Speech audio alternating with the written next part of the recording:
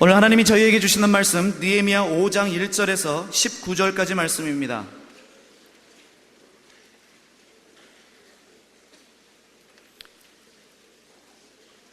느헤미야 5장 1절에서 19절까지 말씀입니다. 구약성경 732페이지입니다.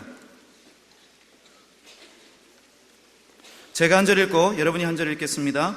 때에 백성이 그 아내와 함께 크게 부르짖어 그 형제 유다 사람을 원망하는데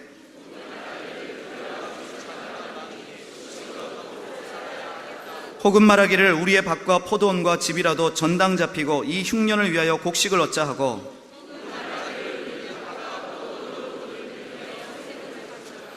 우리 육체도 우리 형제의 육체와 같고 우리 자녀도 저희 자녀 같거늘 이제 우리 자녀를 종으로 파는도다. 우리 딸 중에 벌써 종된 자가 있으나 우리의 밭과 포도원이 이미 남의 것이 되었으니 속량할 힘이 없도다. 중심에 계획하고 귀인과 민장을 꾸짖어 이르기를 너희가 각기 형제에게 추리를 하는도다 하고 대회를 열어 저희를 쳐서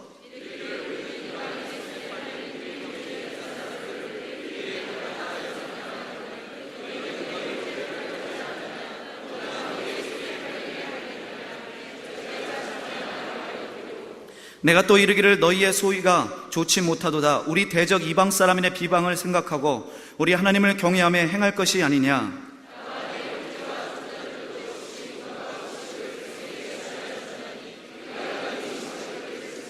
그런즉 너희는 오늘이라도 그 밭과 포도원과 감람원과 집이며 취한 바 돈이나 곡식이나 새 포도주나 기름의 100분지 1을 돌려보내라 하였더니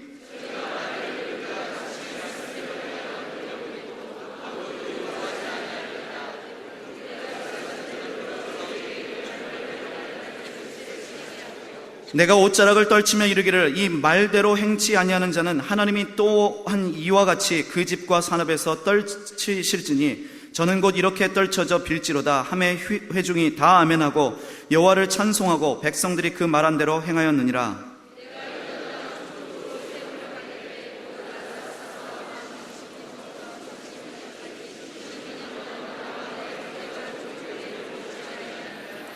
이전 종족들은 백성에게 토색하여 양식과 포도주와 또 은 40세겔을 취하였고 그 종자들도 백성을 압제하였으나 나는 하나님을 경외함으로 이같이 행치 아니하고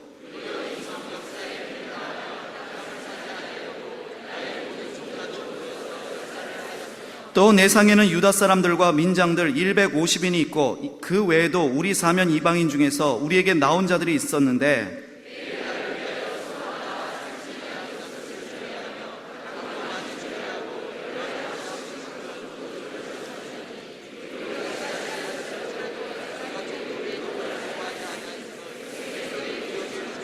다 함께 읽겠습니다. 내 하나님이여 내가 이 백성을 위하여 행한 모든 일을 생각하시고 내게 은혜를 베푸시옵소서. 살아계신 하나님 아버지, 오늘도 하나님의 말씀을 통하여 우리에게 진리를 계시하여 주시고 하나님의 놀라운 역사가 우리 가운데 있게 하여 주시옵소서. 말씀에 순종하는 백성들 되게 하여 주시고 말씀으로 말미암은 진리를 알므로 말미암아 자유를 얻게 하여 주시옵소서. 오늘 저녁에도 우리에게 말씀 가운데 역사하시는 주님의 이름을 찬양합니다. 살아계신 예수님의 이름으로 기도드렸습니다. 지금 계속해서 느헤미야 말씀을 통해서 사명에 대한 말씀을 나누고 있습니다. 느헤미야 1장을 통해서 사명을 아는 백성이 되자라고 말씀을 전했고 느헤미야 2장을 통해서는 사명을 위하여 준비하자 라고 여러분에게 말씀을 전했습니다. 이 3장 말씀을 보면 사명을 위해서는 무너진 예배를 회복해야 되고 이 4장 말씀에 보면 하나님의 백성들이 사명을 가지고 나올 때마다 방해하는 원수들이 있다는 것입니다. 외부의 공격이 있다는 것입니다. 그 외부의 공격과 맞서서 싸우는 백성이 되자라고 말씀을 드렸습니다. 할 수만 있다면 올해 안에 이 느헤미야 13장까지를 끝내기를 원합니다. 어떤 사람이 제가 이 얘기를 했더니 창세기를 안 선택하신 게 참 잘하셨습니다. 이런 말씀을 하셨습니다. 오늘 5장 말씀의 제목은 사명을 위해서 분노하자는 것입니다. 사명을 위해서 분노하라. 이것이 오늘 저녁의 말씀인 것입니다. 이 5장 말씀에 보면 이제 4장까지는 외부에서 문제가 생겼습니다. 적들이 공격하더라는 것입니다. 이제 성벽을 쌓기로 결정하고 나오기 시작하니까 방해하는 사람들이 말로 여러 가지의 회방을 통해서 하나님의 역사가 이루어지지 못하도록 방해하고 있었습니다. 이때에 느헤미야가 하나님의 말씀으로, 말씀의 기준을 가지고 다 그 외부의 공격을 막아냈습니다. 그런데 이제 5장 말씀에 가면은 내부의 문제가 생기기 시작합니다. 이제 5장부터는 내부의 문제와 싸우기 시작하는 것입니다. 외부의 문제를 해결하니까 내부의 문제가 생깁니다. 이 사명이라고 하는 것은 계속되는 문제와 싸우는 것이 사명이라고 얘기할 수 있습니다. 느헤미야 13장까지를 보면 계속되는 문제와 싸우는 느헤미야의 모습을 볼 수가 있습니다. 하나님의 사명을 가진 백성들이라면 이러한 일을 경험할 것입니다. 문제를 하나 해결하면 또 다른 문제가 생기고, 그 문제를 해결하면 또 다른 문제가 생기더라는 것입니다. 우리의 삶은 문제의 연속입니다. 하나님이 우리에게 문제를 허락하시는 이유는 문제와 싸워서 이기라는 것입니다. 싸워서 이겨서는 강한 백성이 되라는 것입니다.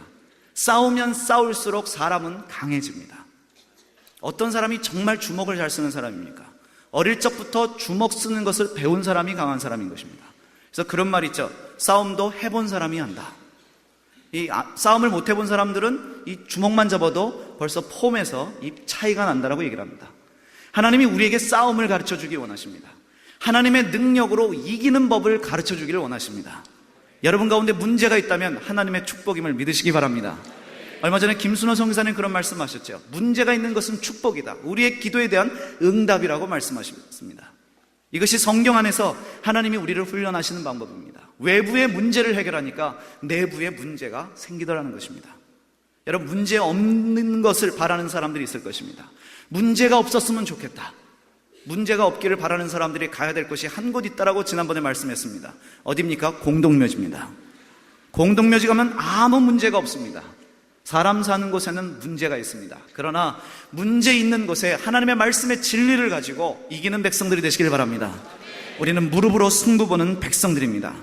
계속되는 문제의 발생은 나를 강하게 하는 것입니다. 5장 1절에 보니까 때의 백성이 그 아내와 함께 크게 부르짖어 그 형제 유다 사람을 원망하는데 말씀이 시작되고 있습니다.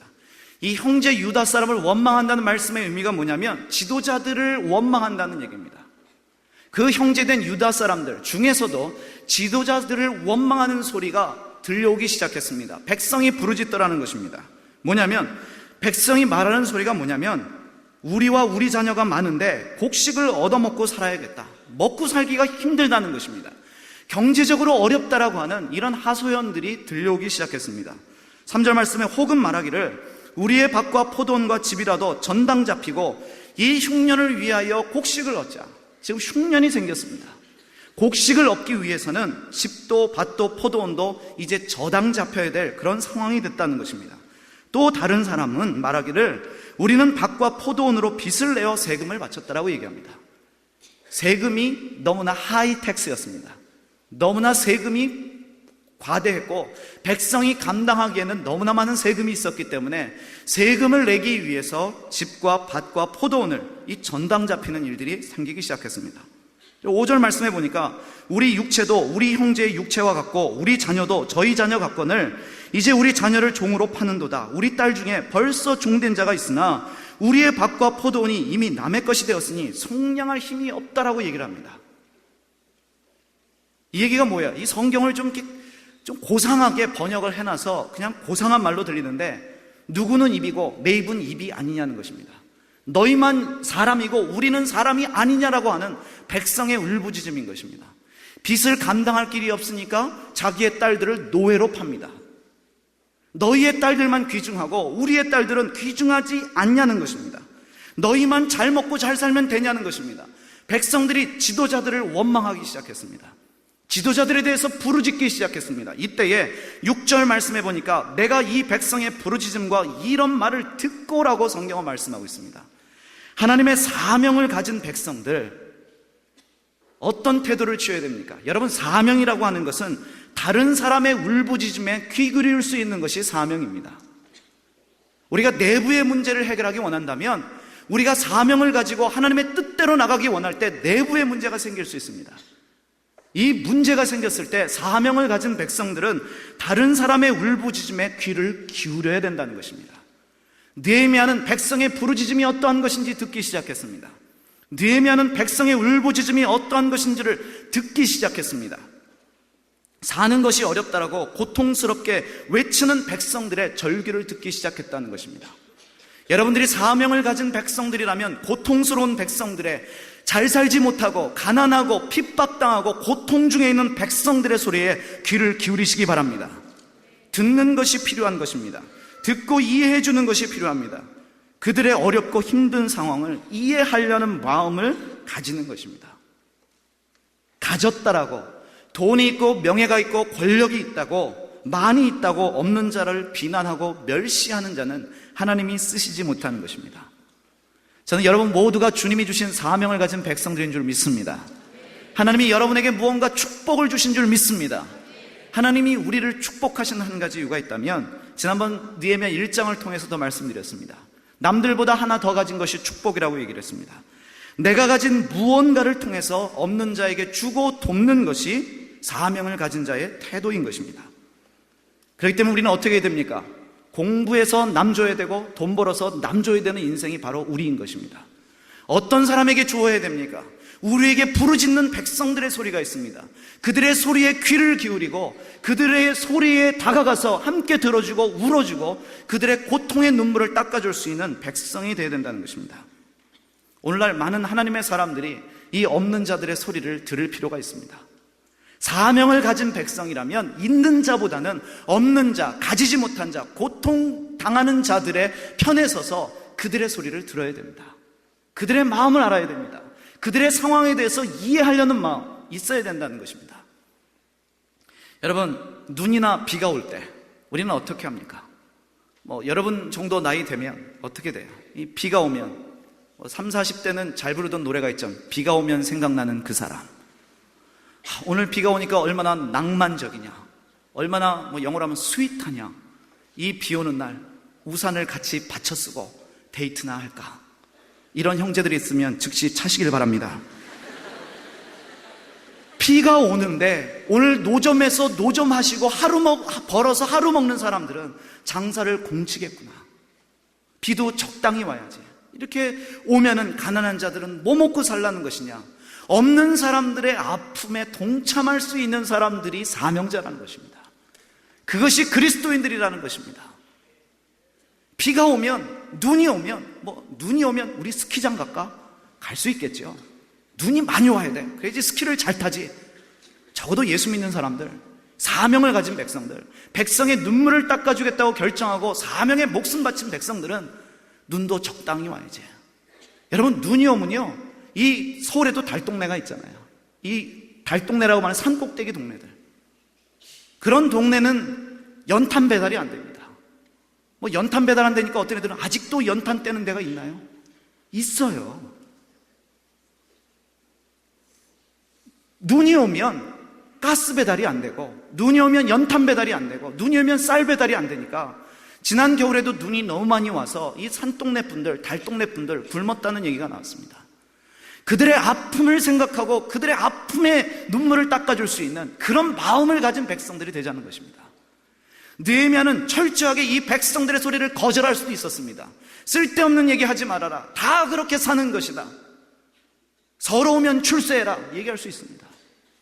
서러우면 출세하면 될 거 아니냐. 너도 한번 부자가 돼봐라. 뭐라고요? 남들 일할 때 넌 놀지 않았냐? 그러니까 빌어먹고 살지. 그게 네 팔자고 인생이 아니냐? 서러우면 출세해라. 이렇게 말하는 백성들이 아니라 우리는 적어도 그들이 가난함으로, 없음으로 말미암아 당하는 고통 가운데 있어야 된다는 것입니다. 여러분, 배고파요. 이렇게 울부짖는 애들이 있습니다. 정말 먹을 것이 없기 때문에 울부짖는 애들이 있어요. 이 학교에 급식이 있는데도 아직도 수돗물로 채우는 애들이 한국에 몇만 명 있다는 통계가 나옵니다. 배고파요 그러면 라면 사 먹어 이래요. 라면 사 먹을 돈도 없는 사람들이 있다는 것입니다. 어른들이 그러죠. 6.25 때 우리는 먹을 게 없었다 했더니 애들이 먹을 게 없으면 라면 가지고 가셨으면 됐잖아요. 이런 백성들 되지 말고 정말로 없는 게 뭔지, 힘든 게 뭔지 그 마음의 고통을 아는 백성들이 되라는 것입니다. 여러분은 안 그러시기 바랍니다. 이 강남에 가면 압구정이라고 있죠. 압구정에 가면 백화점들이 있는데 가끔 가보면 겨울인데도 대부분의 사람들이 다 반팔 차림입니다. 이 압구정 부자들은 웬만해선 긴팔을 겨울에 안 입습니다. 집에 가면 난방이 빵빵하게 나옵니다. 백화점 오면 난방이 빵빵하게 나오죠. 차 타면 히터를 틀면 따뜻합니다. 두꺼운 옷을 입을 필요가 없습니다. 그래서 묻지요. 왜 긴팔 안 입으세요? 그러면 하는 얘기가, 누가 겨울에 촌스럽게 긴팔 입고 다닙니까? 그 얘기를 들면 참 같은 인간의 입에서도 저런 얘기가 나오는구나. 우리도 한번 촌스러움에서 벗어나고 싶습니다. 그렇지만 나가면 추운 걸 어떻게 해요? 난방 세게 틀라고 얘기하지만 연탄불 아무리 열어놔도 나오는 건 가스밖에 없다라는 거예요. 그런 쓰잘데없는 얘기 하지 마시기 바랍니다. 뭐 요즘에도 내복 입고 다니는 사람 있나요? 이렇게 얘기하는 우리 철없는 애들이 있습니다. 애들 훈련시키다 보면 철없이 말을 해요. 이렇게 내복 입고 다닐 수 있잖아요. 뭐 추워서도 입고 다닐 수 있고, 어떤 사람들 보면 이렇게 빨간 내복 2개씩 입고 다닙니다. 어머 촌스러워라 뭐 이럽니다. 여러분, 노점에서 노점상 하다 보면 겨울에 빨간 내복 2개도 부족합니다. 여러분, 없는 자의 고통의 소리를 들어야 됩니다. 있다라고 없는 사람들을 비난하고 깔보지 말라는 거예요. 그것은 사명자의 태도가 아닙니다. 그들은 할 수만 있다면 돈 주고 내복 한 벌 더 사서 입는 게 그들의 소원입니다. 그들을 향해서 촌스럽다고, 가난하다고 멸시하는 건 사명자의 태도가 아니라는 것입니다. 백성이 울부짖을 때 먹을 것이 없다고, 세금이 과중하다고, 우리의 자녀들이 노예로 팔렸다라고 울부짖는 백성의 소리를 느헤미야는 듣기 시작하더라는 것입니다. 성경 안에는 이 가난한 사람들에 대한 배려가 많이 나옵니다. 특별히 신명기 24장의 말씀을 보면, 이 가난한 자가 너희들이 세상에 살 동안 끊이지 않겠다, 너희들이 그들을 도와주라고 얘기합니다. 신명기 24장 10절에서 15절 말씀에 보면 가난한 자가 꿇어올 때 어떻게 해줘야 될지를 말씀하고 있습니다. 굉장한 배려의 말씀이에요. 가난한 자가 뭘 꿇어오면, 돈을 꿇어오면 그 저당을 잡힙니다. 전진물이라고 성경을 표현되어 있습니다. 그 당시에 사람들이 전진물로 저당을 뭘 잡혔냐면, 그들이 외투를 전진물로 맡겼습니다. 그리고 식량을 꼬고 돈을 꼬옵니다. 이 당시에 외투라고 하는 것은 이 사막지대에서 바람을 이겨내고 추위를 이겨낼 수 있는 가난한 자의 전부입니다. 근데 성경은 뭐라고 말씀하시냐면, 돈을 꿔줄 때 절대로 그 사람이 전진물을 가지고 나올 때 집 안으로 들어가지 말라고 말씀하세요. 여러분, 한번 생각해 보십시오. 돈을 꾸는데 그 꿔주는 사람이 집 안에 들어와서 전당물을 잡혀가면 이 꾸는 사람 자존심 상합니다. 이 자존심에 대한 배려가 성경의 말씀입니다. 밖에서 기다려라, 그 전진물을 받아라. 그리고 뭐라고 하냐면, 해가 지기 전에 그 전진물을 돌려주라고 얘기합니다. 그 사람이 덮고 잘 것이 그거밖에 없기 때문에 그 사람이 해 지기 전에 그것을 받아들고 너를 축복하면 하나님의 축복이 너에게 임하겠다는 것입니다. 여러분, 누군가가 꿇어온다면 거저 주십시오. 이자 받는 인생들 되지 말라는 것입니다. 또 한 가지가 신명기 24장에 있는 동일한 말씀인데, 18절과 21절의 말씀에 보면 이 농사 짓는 사람들이나 포도원을 하는 사람들은 열매를 거둬들일 때 가난한 자들을 위해서 조금 남겨두라고 말씀하십니다. 곡식을 추수할 때나 포도원에 열매를 거둘 때 가난한 사람들을 위해서 뭔가 좀 남겨두라는 것입니다. 갖다 주지 말고 남겨두면 그들이 해질녘에 와서 가져가겠다는 거예요. 이렇게 행하면 너희에게 축복이 있겠다라고 말씀하십니다. 가난한 자들의 눈물을 닦아주고 그들을 배려하라는 것입니다.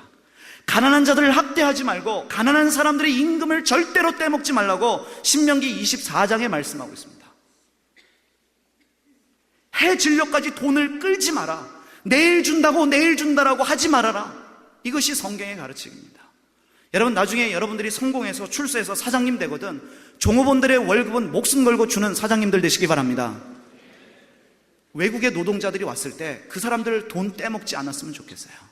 여러분, 네팔이나 방글라데시 가면 이 손 없는 네팔 사람들이 와가지고 못하는 한국말로 도와주세요 도와주세요 그래요.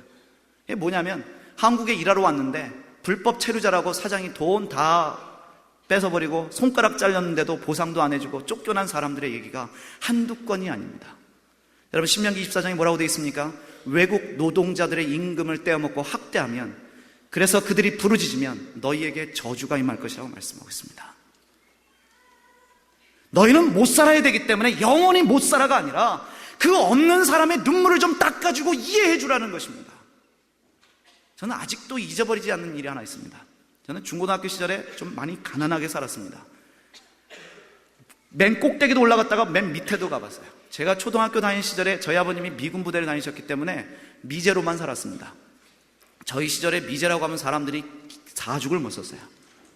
그 당시에 코카콜라, 이 세븐업 이런 거 먹어본 사람 별로 없는데 저는 먹고 컸습니다. 그러니까 초등학교 때는 저희 그 선생님들이 저를 반으로 데려가려고, 왜냐하면 저를 담임 맡으면 우리 부모님이 갖다 주는 미제가 있더라는 것입니다. 사람들이 얼마나 미제를 좋아했냐면 그 당시에 이렇게 캔으로 나온 세븐업이라고 하는 것이 있었어요. 1970년대니까. 근데 한국에는 볼 수가 없었습니다. 정말 높은 사람들만 먹고 이랬는데 그걸 먹고 나서 또 그 당시에 이렇게 비누로 감고 샴푸로 안 감았어요. 안 감았는데 거기다가 이제 샴푸를 얻어서 누굴 주려고 이렇게 넣어놨는데 그분이 세븐업 통에 있는 샴푸를 들고 집에다 갖다 놓으셨습니다. 그 집 아들이 이게 사이다인 줄 알고 마셨어요, 샴푸를. 그러면서 이 아들이 하는 얘기가 역시 미제 사이다는 맛이 다르구나 하면서 다 먹어버렸습니다. 그 정도로 남들과 좀 특별하게 사다가 중고등학교 시절에 저희 아버님이 아프심으로 말미암아 굉장히 공경에 처했어요. 참 어렵게 살았습니다. 고등학교 때 수학여행을 가는데 설악산으로 갔습니다. 가는데 저는 못 갑니다. 왜냐하면 학비도 너무나 내기 힘들고 차비도 내기 힘든데 학비도 삼촌들에게 가서 빌려서 내는 입장에 수학여행은 저에게 사치입니다. 그래서 제가 저희 담임선생님에게 얘기를 했습니다. 수학여행 안 갈 사람 그러게요. 저요. 그래서 왜 안 가냐 그랬더니 아시지 않습니까? 그랬더니 그 선생님이 하는 얘기가 뭐냐면 내가 널 보니까 니네 집이 가난한데 너를 보니까 니네 집은 가난에 대물림을 하겠구나. 이 수학여행도 못 가는 놈아 그러면서 그것도 못 가냐 막 이렇게 치고 그랬습니다. 저주에 저주를 퍼붓더라는 것입니다. 대주고 그런 얘기하면 제가 아무 얘기도 안 합니다. 대주진 않으면서 왜 안 가니? 2만 원도 없니? 2만 원도 없더라는 거예요. 여러분 선생님 되시거든 없는 애들의 눈물을 좀 닦아주십시오. 요즘에 밥 안 싸고 다니는 애가 어딨니라고 말하지 마시기 바랍니다. 못 싸갖고 다니는 사람 있어요. 수학여행 못 가는 사람 있다고요. 화요매매 올 때 600원에 차비 없어서 눈물 흘리는 사람이 있더라는 것입니다. 그들의 눈물을 닦아주고 그들의 부르짖음에 귀를 기울여주는 것이 사명자인 줄 믿습니다. 1700년대에 영국에 유명한 한 분이 계십니다. 이분은 교도소 개혁의 아버지라고 부르는 존 하워드라는 분입니다. 얼마 전에 얘기했던 노예들을 해방시켰던 윌리엄 윌버버스와 동일한 시대에 활동했던 분입니다. 다 하나같이 요한 웨슬레의 말씀으로 인해 도전받고 변화받은 분인데 이 존 하워드라는 분은 영국에서 교도소 안에 있는 죄인들을 위해서 일하던 분입니다. 18세기 영국에서 제일 비참하게 살던 종류의 두 사람이 있는데 첫 번째는 노예들이고 두 번째는 죄수들이었습니다. 윌리엄 윌버버스는 사명을 가지고 노예들을 해방할 이때에 존 하워드라고 하는 분은 이 감옥에 갇힌 죄수들을 향해서 마음을 가지기 시작했습니다. 다른 사람들은 죄 졌으니까 당연히 고생해야지 감옥에 가 저 죄인들 하고 있을 때 이 존 하워드는 저들도 인간이다. 저들에게 인권이 있다. 그런데 인간인 저들을 죄 지었다고 저렇게 박해하고 때리고 비인간적으로 대우하는 건 하나님의 법이 아니다. 그들을 이해하기 시작했습니다. 저들이 문제가 있기 때문에 범죄한 것이다. 저들이 아픔이 있기 때문에 범죄한 것이다. 그들의 아픔에 대해서 관심을 가지기 시작하면서 1773년에 영국의 여러 교도소를 방문하면서 교도소의 실태를 조사했습니다. 그리고 1774년에 하원에 이 교도소에 대해서 보고하고 증언하면서 죄수들의 아픔을 대변했습니다. 그래서 만든 법이 교도소 조례라고 하는 법을 만들었습니다. 이 당시까지만 하더라도 간수들이 월급을 받지 않고 죄수들 두들겨 패가지고 받는 돈이 그게 월급이었어요. 그래서 존 하워드가 만든 게 뭐냐면 간수들의 월급을 만들고 간수들의 위생 상태를 바꿔놓고 이 죄수들의 모든 건강검진을 받을 수 있도록 배려하는 법을 통과시킨 것이 이 존 하워드입니다. 여기서 만족하지 않았습니다. 1775년과 6년, 2년 동안에 유럽의 여러 교도소를 또 방문합니다. 그러면서 유럽 안에 있는 모든 감옥 안에 있는 죄수들이 인간 대접을 받아야 된다. 죄가 미운 것이 사람이 미운 것이 아니다. 그들의 아픔, 없는 자들의 아픔의 소리에 귀를 기울이더라는 거예요. 감옥에 가가지고 뭐가 문제입니까? 뭐가 힘듭니까? 그들의 소리를 들어주기 시작합니다. 이 일을 하다가 1790년에 러시아를 순회 중에 러시아에서 한 소녀가 악성 열병으로 고통하고 있으니까 그 병을 치료하다가 자기도 감염돼서는 러시아 남부의 켈손이라는 곳에서 64세의 나이로 죽습니다. 평생을 자기의 시간과 아버지에게 물려받은 재산 모든 것을 교도소를 개혁하는 데 헌신합니다. 17년 동안 8만 킬로를 여행을 했습니다. 정부의 지원금을 다 거절하고 자기의 재산으로, 아버지가 물려준 재산을 가지고 교도소를 개혁하고 교도소의 복지를 힘쓰기 시작했습니다. 그리고 자신은 교도소에 사는 사람들의 고통이 뭔가 알고 싶다고 자청을 해서는 지하 감옥에서 2년 동안 지냈던 사람이 이 존 하워드입니다. 신실한 감리교 신자입니다. 백성의 고통과 아픔 가운데 동참하는 사명자들이 나오기를 소원합니다. 어려운 사람들에게 마음을 가져주십시오. 이것이 사명입니다. 백성이 부르짖을 때 들을 수 있어야 됩니다. 지금 이 나라가 혼란스럽습니다. 백성이 부르짖고 있습니다.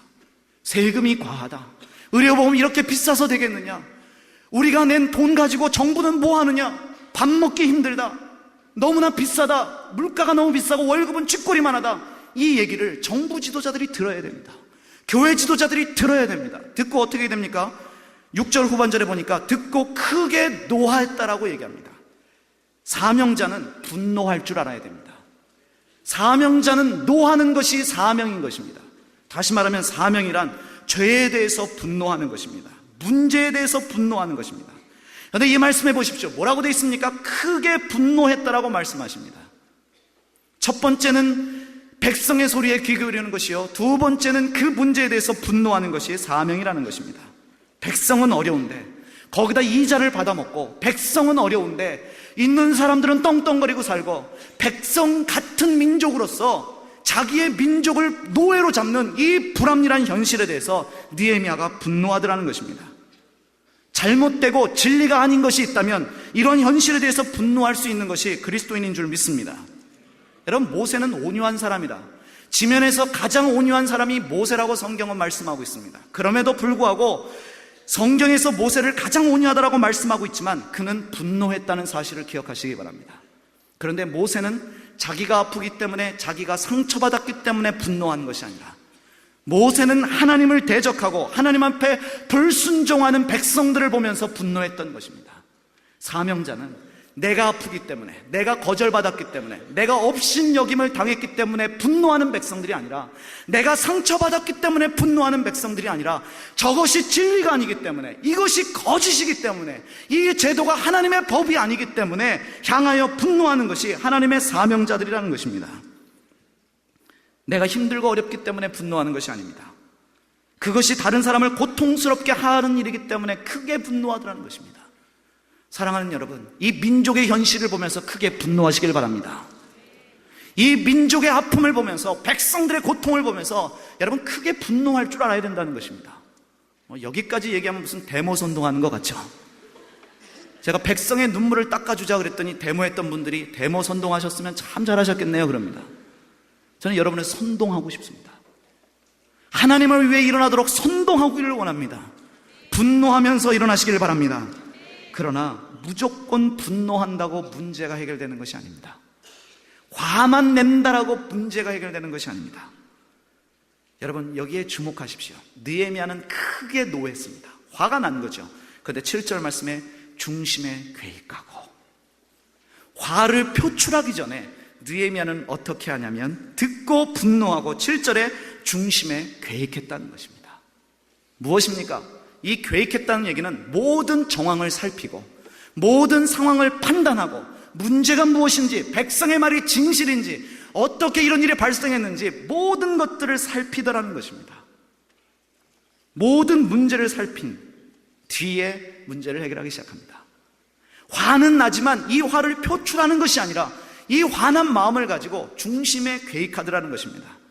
여러분, 중심에 괴익된 분노를 하시기 바랍니다. 즉각적인 분노는 사람을 다치게 합니다. 회개에 이르게 하는 분노, 사람을 살리는 분노를 할 줄 알아야 됩니다. 그런데 너무나 많은 사람들이 욱하는 감정으로 말하고 문제를 해결하려고 합니다. 이 욱하는 사람들 옆에 어떤 사람들이 있어요? 참어. 이런 사람들이 꼭 있습니다. 옆에서 나에게 참으라고 말을 많이 하는 사람들이 있는 사람은 즉각적으로 화를 내는 사람들이에요. 나 말리지 마. 놔둬.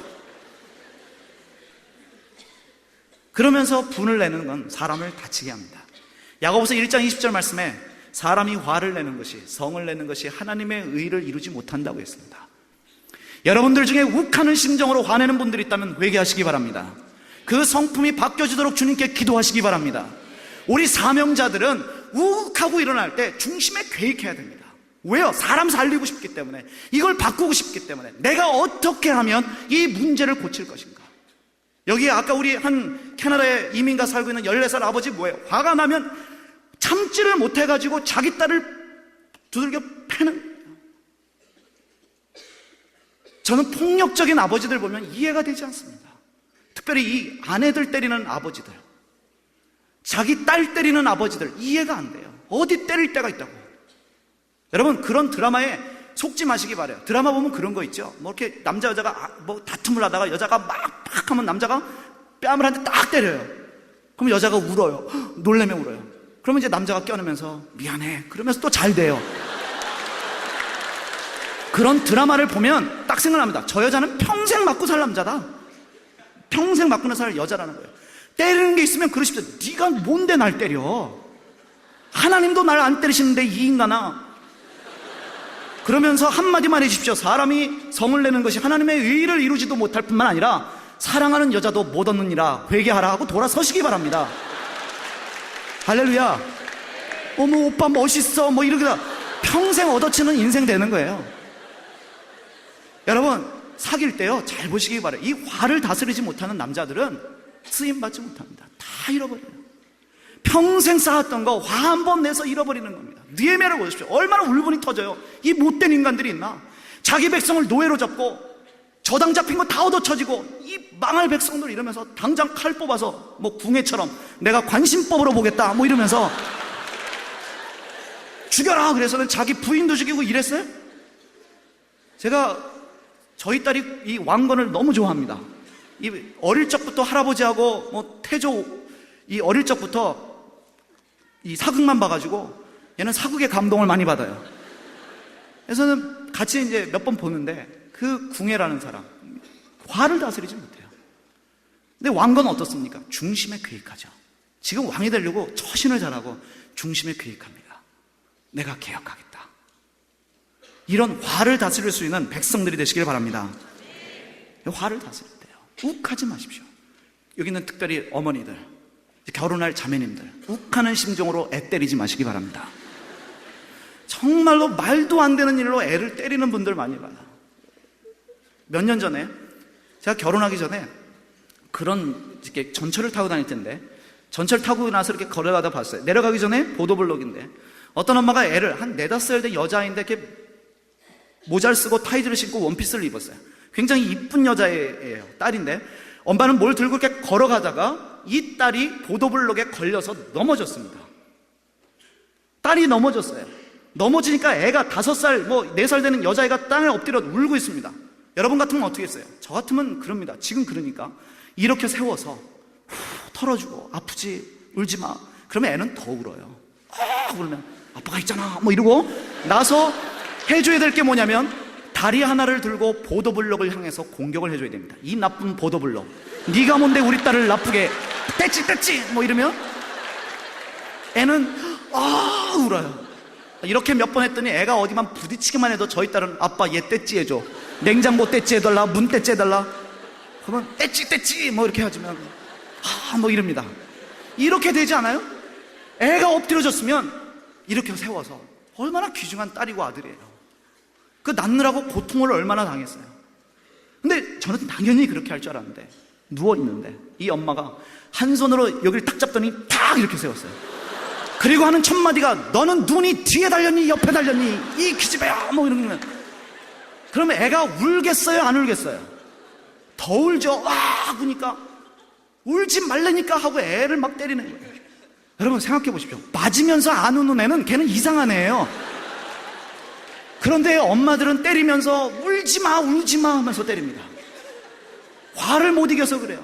애가 더우니까 저 참 이상한 엄마도 다 있다. 그랬더니 너 이리 와 그러더니 저 골목으로 가더니 이쁜 딸 뺨을 한 대 딱 때리는 거예요. 제가 그 얘기를 아직도 기억합니다. 나는 너 때문에 창피해 죽겠다. 저는 5살, 4살 된 여자아이를 보면서 저 아이가 가지게 될 아픔, 앞으로 하나님을 믿어도 실패했을 때 나를 이렇게 세우지 않으시고 나를 질책하는 하나님으로밖에 믿을 수 없는 저 어린아이의 아픔을 보는 것입니다. 자녀 키울 때 욱하는 심정으로 자녀 키우지 마세요. 어떤 문제를 보고도 욱하는 감정으로 분노하지 말라는 것입니다. 자녀 교육도 중심에 계획해야 되고, 여러분들이 이 정부와 이 나라를 향해서 분노하는 마음이 있다면 중심에 계획하시길 바랍니다. 뭐 해야 돼요? 비판할 때 비판하는 사람은 쓰임받지 못합니다. 비판하고 뭐 해야 됩니까? 대안을 제시하자는 거예요. 그것이 마음으로부터 나오는 계획입니다. 여러분 어떻게 합니까? 중심에 계획하고 난 다음에 어떻게 합니까? 귀인과 민장을 꾸짖어 이르기를 너희가 각각 자기 형제에게 취리를 하는도다 하고 대회를 여서 저희를 칩니다. 문제가 뭔지 정확히 집어내죠. 인민재판을 합니다. 대회를 열었어요. 컨퍼런스를 열어서, 도망도 아주 굉장히 머리가 똑똑한 사람이었던 것 같아요. 이렇게 백성들이 모여있고 지도자들 앞에 세워놓고 꾸짖는 거예요. 네가 비싼 이자를 취하고 이럴 수 있느냐? 여기서 변명했던 폭동이 일어날 수밖에 없어요. 완전히 코너에다 몰아놓고 그리고 합니다. 우리는 이방인의 손에서 팔린 우리 형제 유다 사람들을 우리의 힘으로 다하여 속량 하나 끊을, 너희는 다시 너희 형제를 팔고자 하느냐? 더구나 우리의 손에 팔리게 하였느냐? 딱 꾸짖습니다. 여기서 말했다가는 완전히 돌 맞아 죽을 인생이죠. 백성들 다 있는데 느헤미야는 철저히 백성과 함께 문제를 해결해 나갑니다. 그리고 보십시오. 문제가 뭔지 정확히 집었죠. 그리고 어떻게 합니까? 9절에 내가 이르기를 너희의 소위가 좋지 못하는도다. 우리 대적 이방 사람의 비방을 생각하고 우리 하나님을 경외하며 행할 것이 아니냐 지적하고 나서 10절과 11절에 대안을 제시합니다. 해결책을 제시합니다. 그게 뭡니까? 회개에 이르도록 합니다. 너희는 오늘이라도 그 밭과 포도원과 감람원이나 집이며 취한 바 돈이나 곡식이나 새 포도주나 기름의 백분질 뭐예요? 이자로 받은 거 다 돌려주라는 것입니다. 저당으로 잡혔던 포도원 돌려주고 저당으로 잡혔던 밭 돌려주고 다 돌려주라는 거예요. 이자 받은 것도 돌려주라는 것입니다. 그리고 뭡니까? 저희가 말하기를 우리가 당신의 말한 대로 행하여 돌려보내고 아무것도 요구하지 아니하겠습니다. 말씀대로 하겠습니다. 그랬더니 느헤미야가 도장을 찍어버립니다. 뭐냐면 제사장을 불러버려요. 그리고 뭐라고 하냐면 말한 대로 행하라. 내가 옷자락을 떨치며 이르기를 이 말대로 행치 않으면 하나님이 이 떨치는 것 같이 너희도 떨치시리라. 협박을 합니다. 그랬더니 저희가 뭐라고 합니까? 곧 이렇게 떨쳐져 빌지로다 하매 회중이 다 아멘하고, 회중은 아멘할 수밖에 없죠. 잃어버렸던 포도원이 돌아오는데요, 이자로 줬던 기름의 백분질이 돌아오는데요, 아멘할 때 이 사람들이 아멘을 했을지 안 했을지 모르지만 소리에 묻혀서 아멘한 줄 믿고 그러면서 문제를 해결해 나갑니다. 회중이 아멘하고 여호와를 찬송하고 백성들이 그 말한 대로 행하니라. 하나님의 뜻대로 하는 문제는 문제를 해결하는 능력이 있더라는 것입니다. 여러분 아이들을 야단칠 때도, 여러분이 사명을 가지고 나라와 민족의 문제를 바꾸고 교회의 문제를 바꿀 때도 지적만 하지 말고 중심에 계획하고 대안을 제시하는 여러분들이 되시기를 바랍니다. 순간적인 분노를 다스리시는 여러분들이 되시길 바랍니다. 여러분 친구라는 영화 보셨습니까? 18살 미만은 볼 수 없는 영화이기 때문에 가지 마시기 바랍니다. 하여튼 그 친구라는 영화에 보면 유호송이 조직의 보스로 나오죠. 이런 중요한 대사 한마디를 합니다. 자기 아버지가 보스이기 때문에 어릴 적에 집에 보면 항상 삼촌들이 있었답니다. 다 조직의 아우들이죠. 이쁘다 이러고, 준서가 이쁘다 이러는데, 자기가 중학교 때 한번 가출을 했답니다. 가출을 했는데 돌아왔는데 그 삼촌들 중에 아무도 자기를 야단치는 사람이 없더라는 것입니다.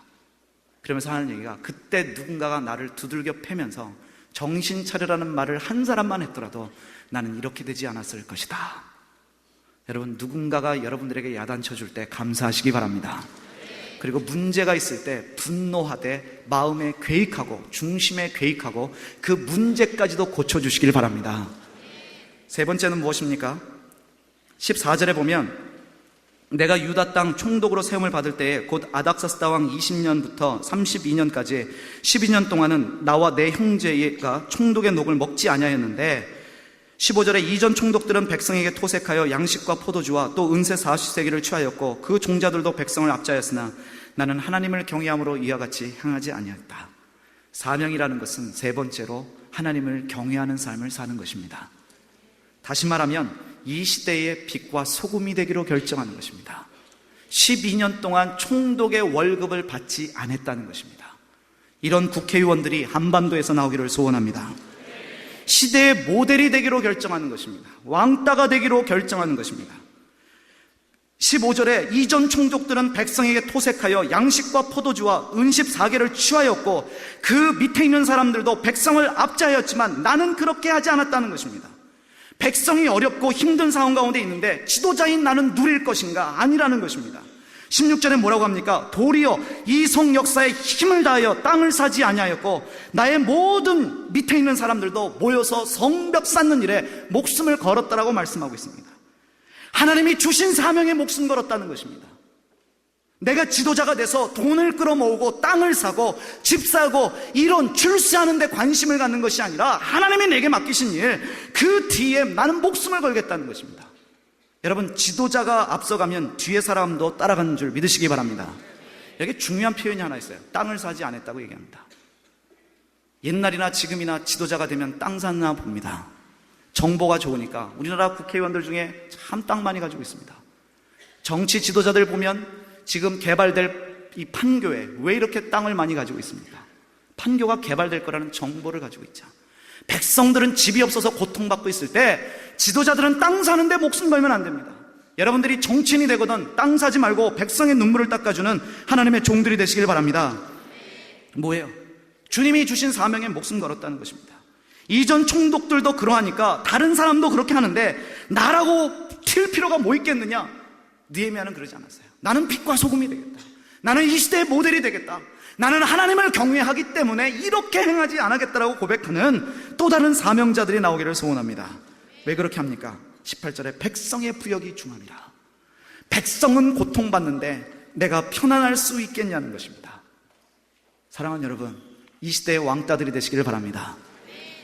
저는 오늘 저녁에 말씀 마치면서 한 권의 책을 또 소개합니다. 나는 한국의 아름다운 왕따가 되고 싶다. 성주 인터내셔널을 운영하는 김성주 집사님, 제가 굉장히 존경합니다. 이분은 한국에서 사업하는 여사장입니다. 그런데 이분은 사업하면서 한 가지 결정을 했습니다. 우리나라에서 사업하려면 세 가지가 꼭 필요하답니다. 첫째는 술자리. 술을 안 먹으면 우리나라는 사업이 안 됩니다. 사우나를 같이 가려서 자기의 배 나온 배를 보여줘야지 사업이 되는 나라가 한국이래요. 두 번째는 돈봉투. 뇌물이 없이는 사업이 안 되는 나라가 한국이랍니다. 세 번째는 정직해서는 성공하지 못하는 나라가 한반도랍니다. 여러분, 외국에서 한국을 뭐라고 하는지 아십니까? ROTC의 나라라고 얘기를 합니다. ROTC 출신들이 잡았기 때문에 ROTC가 아니라 ROTC를 영어로 표현했습니다. Republic of Total Corruption. 총체적 부정부패의 공화국. 이것이 외국 언론이 얘기하는 한국에 대한 표현입니다. 세 번째에 이중장부 가져야 되고 세금을 정직하게 신고해서는 사업이 안 되는 나라가 한국이기 때문에 사업하는 사람들은 철저하게 세상 사람들과 합치 술자리하고 돈봉투 주고 뇌물 주고 세금을 정직하게 신고하지 않고 이중장부를 갖고 있다고 얘기를 합니다. 김성주 집사님은 No thank you 했습니다. 나는 이렇게 사업하지 않겠다. 술자리 안 할 것이고 뇌물 안 줄 것이고 세금 정직하게 신고하겠다. 내가 하나님을 경외함으로 이 일을 행하겠다. 철저하게 1년 동안 왕따 당했어요. 여자가 사업한다고 웃기지 마라. 왕따 당하고 뇌물 안 준다고 왕따 당하고 술 안 먹는다고 왕따 당하고 세금 정직하게 신고하니까 잘났다 왕따 당했습니다. 그래서 책 제목이 나는 한국의 아름다운 왕따가 되고 싶다. 여러분, 모두가 왕따가 돼야 될 줄 믿습니다. 지난번에 말씀드렸죠. 왕따의 뜻이 뭐예요? 왕 대신 하나님을 위해 따로 분리된 백성들이 왕따인 것입니다. 술을 안 먹으로 말미암아 왕따가 되시길 바랍니다. 정직함으로 왕따들이 되시길 바랍니다. 그러므로 1년 뒤에 완전히 사업을 역전시켜버렸어요. 1년 동안은 눈물이고 고통이지만 내가 하나님을 경외함으로 밀고 나가기 시작하니까 그 사업의 번창에서는 지금 대학생들이 가장 본받고 싶은 1등 기업가가 김성주 집사님입니다. 이 책 만남의 광장에서 한 100권 정도 제가 출판사에 부탁해서 가져왔어요. 여러분, 싼 값으로 좀 사보시고 제발 책 좀 읽고 도전 받으시길 바랍니다. 할렐루야. 많은 사람들이 얘기하니까 제가 책 잔수인 줄 알고 있어요. 아니요, 저의 사명 중에 하나는 좋은 책 소개하는 것입니다. 시대를 주도하는 백성들은 책 읽어야 돼요. 그러면서 왕따가 되는 것입니다. 여러분, 이 느헤미야와 같이 마지막 19절 기도 함께 읽고 우리 기도하겠습니다. 다 같이 함께 19절 말씀 읽겠습니다. 내 하나님이여, 내가 이 백성을 위하여 행한 모든 일을 생각하시고 내게 은혜를 베풀어 주시옵소서. 하나님은 아시지요. 내가 나 잘난 척 하려고 하는 게 아니라 백성을 돌보는 나의 마음을 아시는 주님, 나를 축복하여 주시옵소서. 이 땅에서 잘 먹고 부를 누리고 큰 집에 살고 큰 땅덩어리를 가진 욕심꾸러기들, 지도자들 되지 마시고 하나님의 축복을 구하는 사명자들이 되시길 바랍니다. 이 시대의 모델이 되십시다. 이 시대를 주도하는 하나님의 종들이 되십시다. 여러분, 그래서 정말 그렇게 하기 원해요. 세금 정직하게 신고하는 정치인들, 경제인들, 하나님의 법을 말하는 언론인들, 하나님의 법을 선포하는 예술인들, 하나님의 법을 증거하는 목회자들, 성직자들이 나오기를 소원합니다.